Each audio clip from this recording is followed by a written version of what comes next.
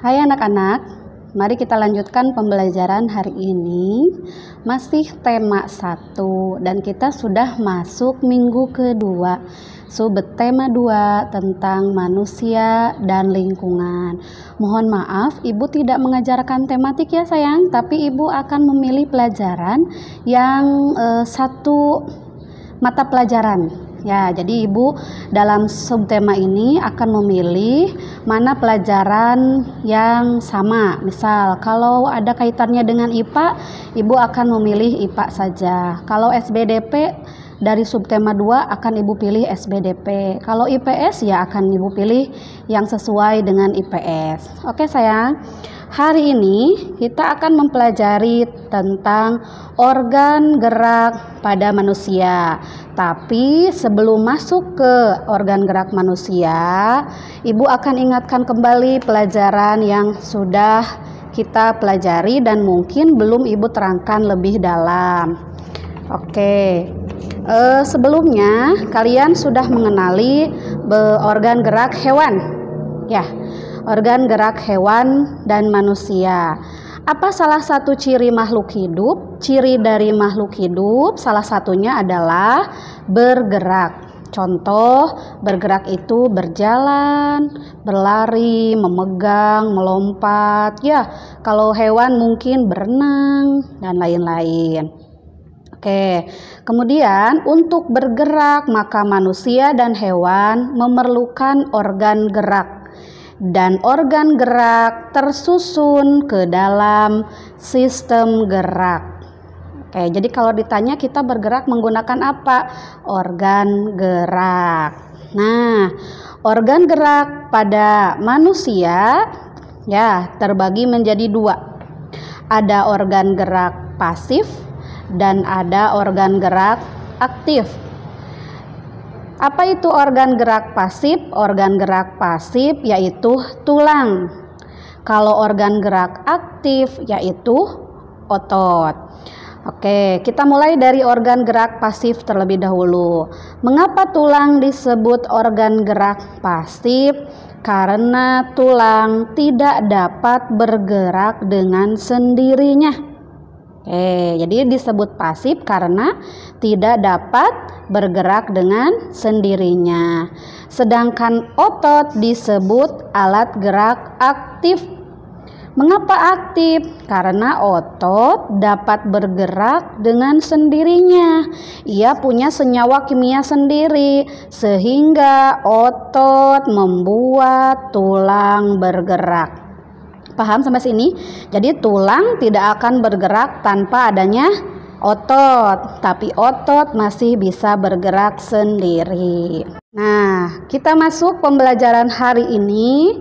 Setelah tadi kalian mengenali bahwa manusia memiliki tulang dan otot, maka mari kita kenali tulang atau rangka pada manusia. Boleh dilihat.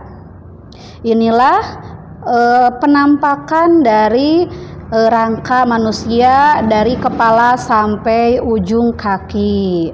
Paling atas ada tulang tengkorak, ya, ada rahang bawah, tulang leher, tulang selangka, tulang belikat. Oke, bisa dilihat panahnya. Selangka dan belikat jangan tertukar. Kemudian ada tulang dada. Dada ya berarti di dada. Tulang belakang di punggung. Oke, lihat. Ini tulang belakang. Ada tulang panggul. Pinggang ya di bawah itu. Kemudian ada kita ke tangan, ada tulang pengumpil.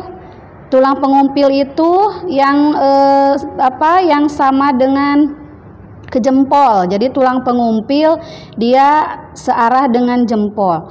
Ada tulang hasta. Nah, kalau tulang hasta searah dengan kelingking.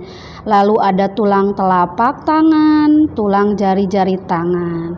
Kemudian kita ke kaki, ada tulang paha, tulang tempurung lutut, tulang kering yang di depan itu bisa kita pegang, tulang betis, ke bawahnya ada tulang pergelangan kaki. Ya, itulah penampakan dari rangka manusia.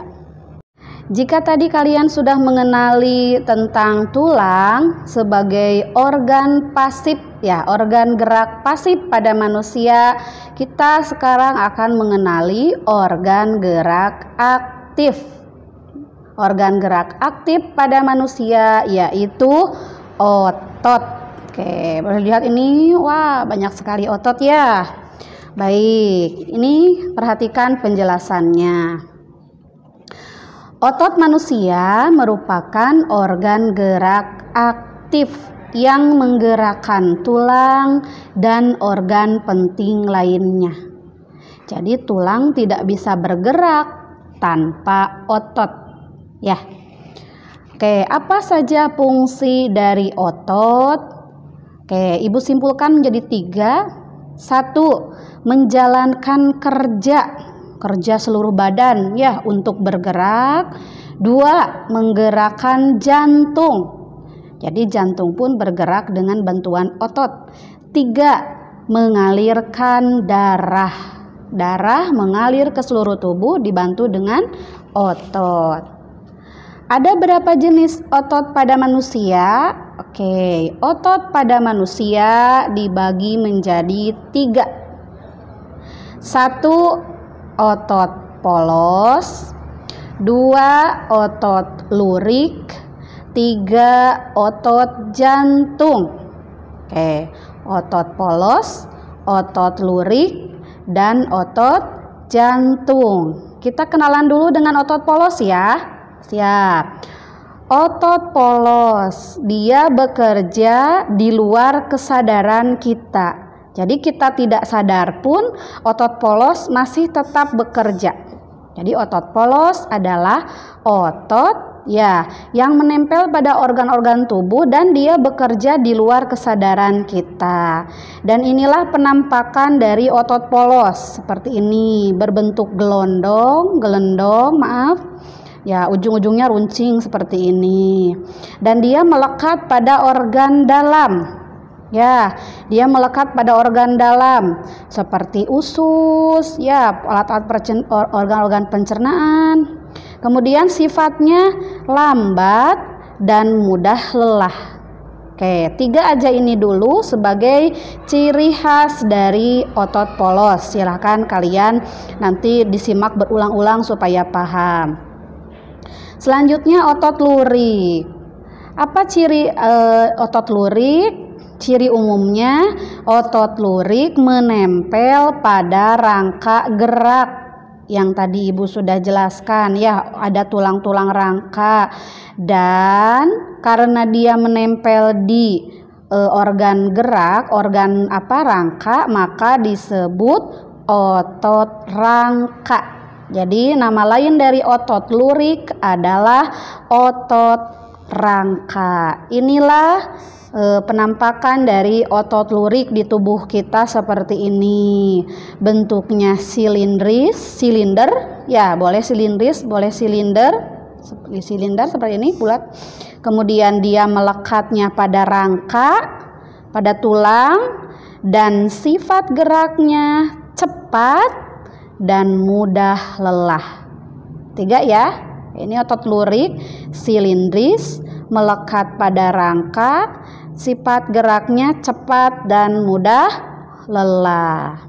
Oke, selanjutnya terakhir otot jantung. Kalau Ibu bilang otot jantung, otomatis otot ini berarti menempel di mana? Ya di jantung ya. Dia menempel pada jantung dan bekerja terus-menerus. Meskipun kita sedang tidur, dia terus bekerja. Makanya ini ada kesamaan. Ada kesamaan dari otot polos. Kesamaannya otot jantung dan otot polos bekerja di luar kesadaran kita tanpa disuruh gitu ya. Inilah penampakan otot ya jantung, hampir sama dengan lurik, hanya bercabang. Jadi bentuknya silindris, melekatnya di jantung, dan otot jantung bercabang. Ya, jadi inilah 3 macam otot pada manusia: otot polos, otot lurik, dan otot jantung. Oke, itulah pembelajaran kita hari ini tentang organ gerak pada manusia. Ya, silahkan dipelajari videonya dan nanti akan Ibu share tugasnya setelah ini. Terima kasih. Wassalamualaikum warahmatullahi wabarakatuh.